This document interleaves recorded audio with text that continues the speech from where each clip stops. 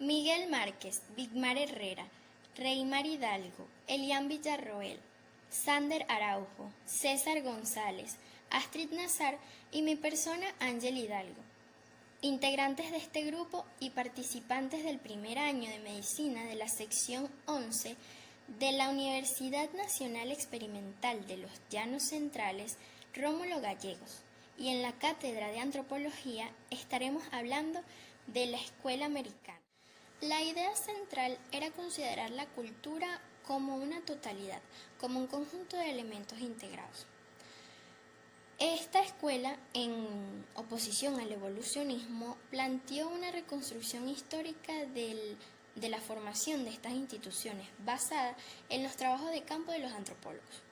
Esta escuela se centró en la cultura como objeto de estudio, entendiendo por cultura la capacidad humana de representar y clasificar experiencias de manera simbólica, de tal forma que los símbolos fueran entendidos por el resto de la población. Esta escuela fue sin duda la primera escuela estadounidense y se puede decir que Boas fue uno de los antropólogos más influyentes en la historia de los Estados Unidos. Conceptos y tendencias de la antropología. La antropología se nos presenta como fundamental en el estudio de las sociedades, como ciencia social básica que converge los diversos conocimientos que facilitan la comprensión del hombre aquí y ahora. Por ello es importante el conocerlos muy bien. Así comenzamos a hablar de los distintos conceptos entrelazados, los cuales de manera aislada tienen significados en sí mismos, pero es en su globalidad en lo que debemos de centrarnos para poder llegar a comprender la antropología como ciencia que tiene como tarea el estudio del hombre. La etnología es la ciencia de la diversidad humana en el tiempo y el espacio. Ante esta primera aproximación terminológica, tenemos que el tiempo y el espacio influyen de manera notable en las personas. Por esto los etnólogos deben de estar atentos a las posibles combinaciones de este cronótopo. Se entiende por cronótopo la conexión de las relaciones espaciales y temporales asimiladas artísticamente en la literatura. Con este término vemos aproximarse la tarea de la antropología, entendiendo por cronótopo que es el lugar y el espacio en el que los nudos de la narración se atan y se desatan. Pero también es interesante recoger el concepto del dialogismo, que se plantea como la conceptualización de existencia, fundada no en mente y en mundo, sino en la figura de otredad del lenguaje, que es el que antepone y configura al individuo, otredad de la conciencia, que es vista con otras conciencias y con el mundo. El dialogismo es entonces el nombre de una multiplicidad. La antropología se sitúa en el campo eficiente de las ciencias sociales en general, de manera convergente, en donde el individuo y sus prácticas conforman un dominio cada vez más determinado, como el lugar central que es donde se debe de ejercer la investigación y donde se debe de atender lo cotidiano al individuo y sus prácticas, y allí mismo se estudia la estructura social en la que se encuentra. Características de la escuela americana. Dentro de las escuelas antropológicas, la americana se caracteriza por el estudio profundo de la cultura y la comparación de las mismas entre diferentes grupos humanos para evaluar el contacto y la transmisión.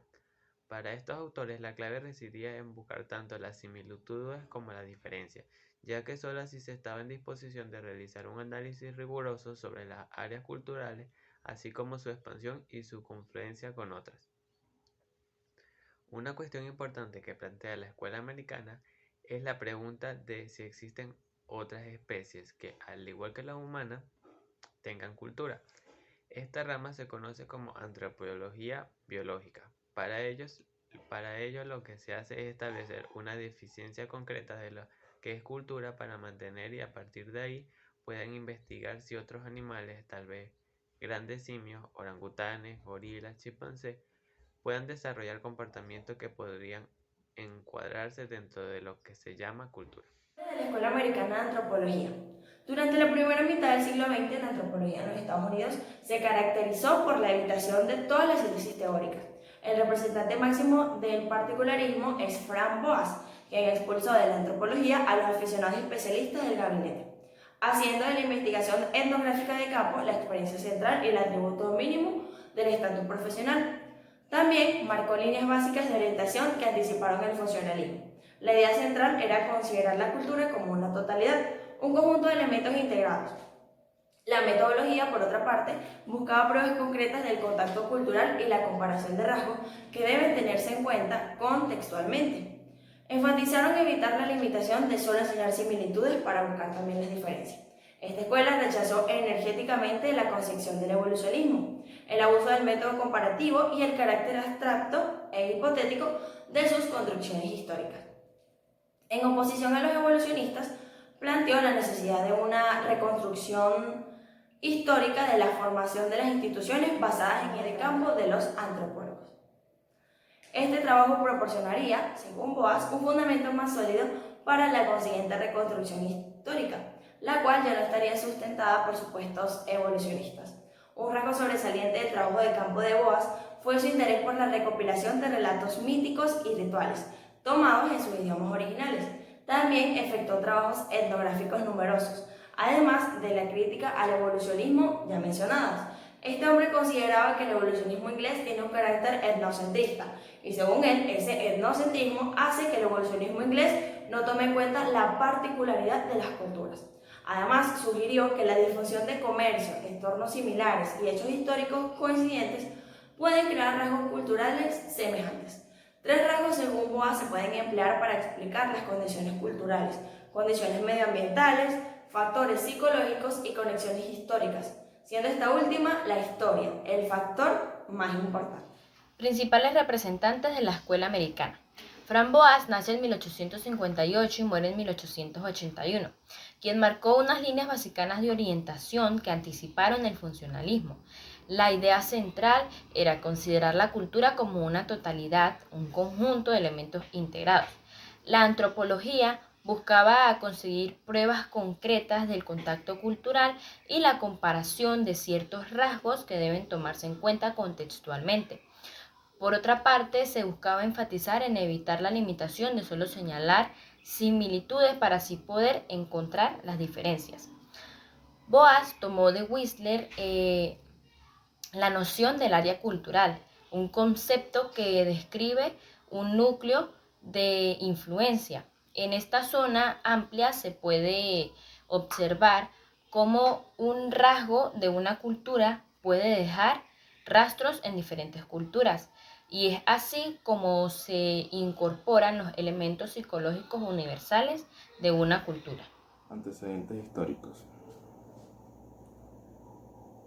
La escuela geopolítica norteamericana se caracterizó por darle mayor importancia al dominio del mar, basándose principalmente en el poder marítimo, bases militares y empresas transnacionales.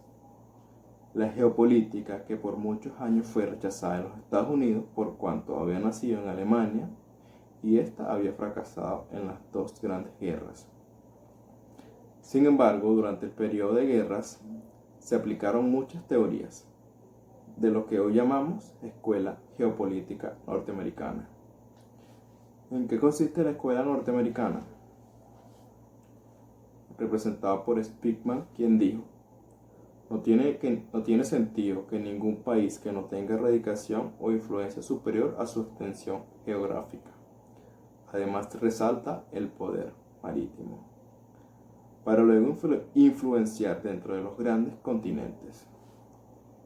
Quien gobierna el territorio, borde Eurasia, quien gobierna Eurasia, controla los destinos del mundo.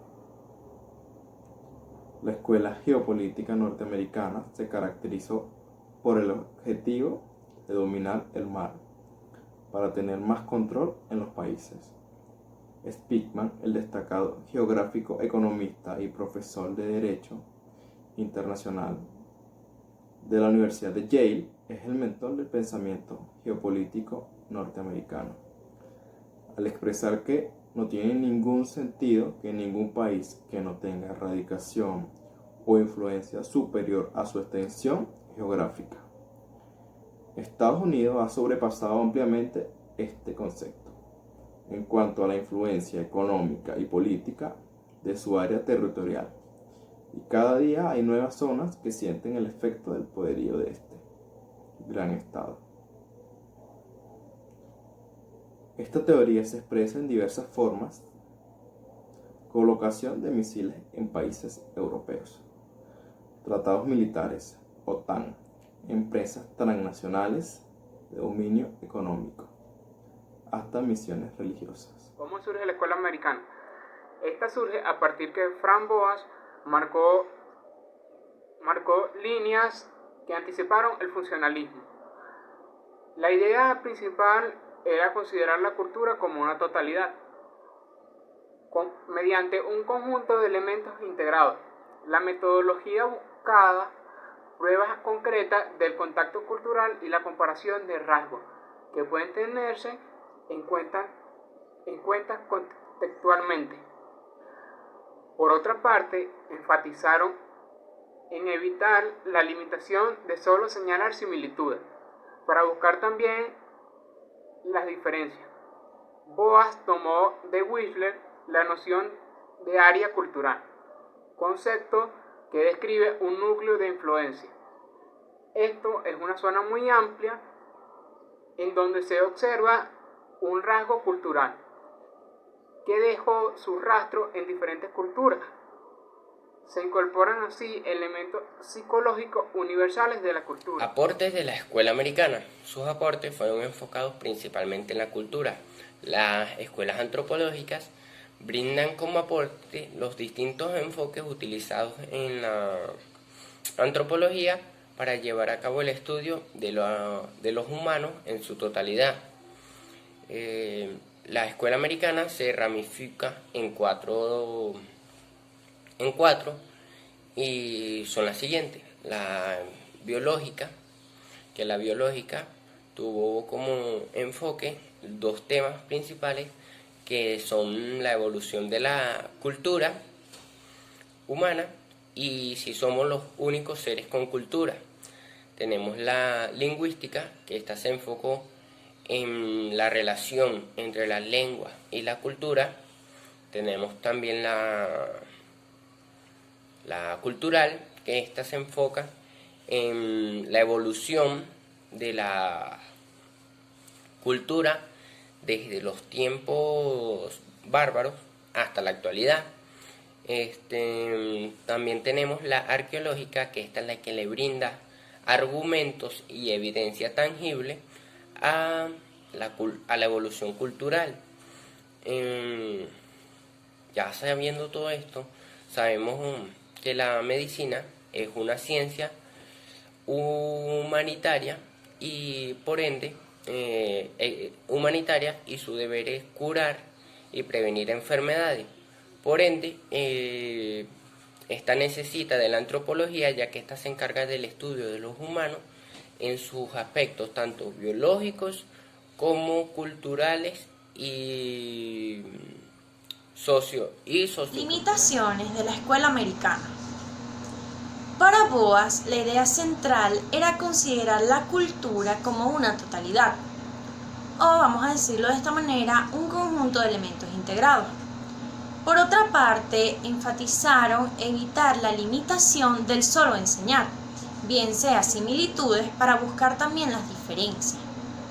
De igual manera, esta escuela rechazó enérgicamente la concepción unilineal del evolucionismo, el aviso del método comparativo y el carácter abstracto e hipotético de sus construcciones históricas. La escuela americana plantea lo que es la pregunta de que si existen otras especies al igual que la humana, tengan alguna serie de culturas, vamos a decirlo, parecidas a la de los humanos. Esta rama que estudia estas similitudes se denomina antropología biológica. Un ejemplo de ella puede ser la relación que existe entre lo que sería el humano y el mono.